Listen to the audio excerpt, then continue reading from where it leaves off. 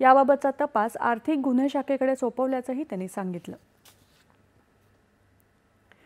गोव्यामध्ये 20 ते 28 नोव्हेंबर दरम्यान 56वा भारतीय आंतरराष्ट्रीय चित्रपट महोत्सव अर्थात इफ्फी आयोजित केला जाणार आहे, अशी माहिती केंद्रीय माहिती आणि प्रसारण राज्यमंत्री एल मुरुगन यांनी दिली आहे। या महोत्सवात स्त्री शक्तीला प्राधान्य दिले जाणार असून यासाठी महिला दिग्दर्शकांचे 50 चित्रपट महोत्सवात दाखवले जाणार आहेत, अशी माहिती त्यांनी दिली।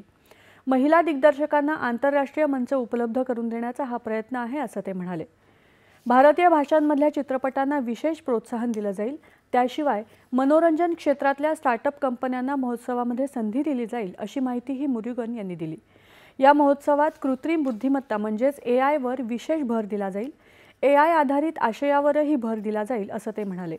यंदाच्या इफ्फीमध्ये जपान भारताचा भागीदार देश असणार आहे।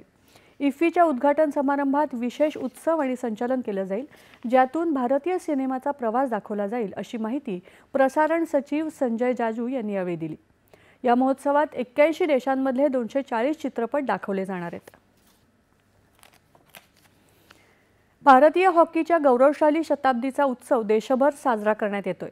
नवी दिल्लीमधल्या मेजर ध्यानचंद राष्ट्रीय मैदानावर केंद्रीय युवा आणि कल्याण मंत्री मनसुख मांडवीय यांच्या हस्ते शताब्दी महोत्सवाचं उद्घाटन करण्यात आलं। यावेळी केंद्रीय राज्यमंत्री रक्षा खडसे, केंद्रीय मंत्री किरेन रिजिजू उपस्थित होते। शताब्दी समारंभाच्या निमित्तानं देशभरात 550 जिल्ह्यांमध्ये 1400 पेक्षा अधिक सामने आयोजित करण्यात आलेत। यामध्ये केंद्रीय